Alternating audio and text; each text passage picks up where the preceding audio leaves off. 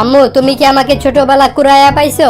না বাবা, তুমি আমার আসল ছেলে। মিথ্যা কথা বলো কেন? একজন বলল তুমি নাকি আমাকে ছোটবেলা দত্তক নিয়েছিলা।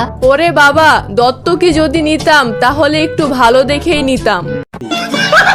ভাই আপনার দোকানের বাইরে দেখলাম শার্ট 10 টাকা, প্যান্ট 20 টাকা, এটা কি সত্যি? হ্যাঁ ভাই, এটা সত্য। এই নেন 30 টাকা, আমাকে একটা শার্ট দেন আর একটা প্যান্ট দেন। আপনি তো আগে আমাকে শার্ট প্যান্ট দেন নাই, তাহলে আমি আপনাকে কিভাবে দিব? আমি শার্ট প্যান্ট দেই নাই মানে? এটা একটা কাপড় লন্ড্রির দোকান। এখানে শার্ট প্যান্ট লন্ড্রি করা হয়। শার্ট লন্ড্রি করলে 10 টাকা আর প্যান্ট লন্ড্রি করলে 20 টাকা। আচ্ছা বল্টু, বলতো একটা মোবাইল আর একটা বাচ্চার মধ্যে সম্পর্ক কোথায়? স্যার একটা মোবাইল খারাপ হয়ে গেলে দোষ দেওয়া হয় বাচ্চাদের, আর একটা বাচ্চা খারাপ হয়ে গেলে দোষ দেওয়া হয় মোবাইলের। স্যার আপনাকে একটা প্রশ্ন করি।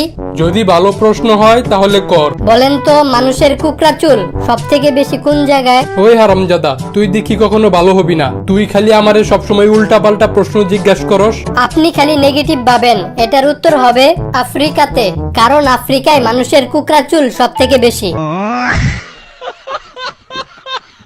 ভাই, আপনি যে রাস্তায় বসে পায়খানা করতেছেন, পুলিশে ধরে না? ছি ছি, কি বলেন? আমার পায়খানা তো আমি নিজেই ধরি না, পুলিশে ধরতে যাবে কেন?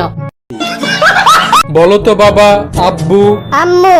আরে আম্মু না, বলো বাবা, আব্বু। আম্মু। ওই শালা, আব্বু বল। শালা। কি ব্যাপার বল্টু, তোমাকে এরকম খারাপ ভাষা শিখাচ্ছে কে? আব্বু। তোরা সবাই প্রতিদিন দাঁত ব্রাশ করবি, না হলে দাঁত মজবুত হবে না। দাঁতে পোকা ধরে যাবে এবং দাঁত তাড়াতাড়ি পড়ে যাবে। মিথ্যা কথা বলেন কেন? মিথ্যা কথা মানে? গরু, ছাগল, বাঘ, সিংহ এরা তো কোনোদিন দাঁত মাজে না, তাহলে এদের দাঁত পড়ে যায় না কেন?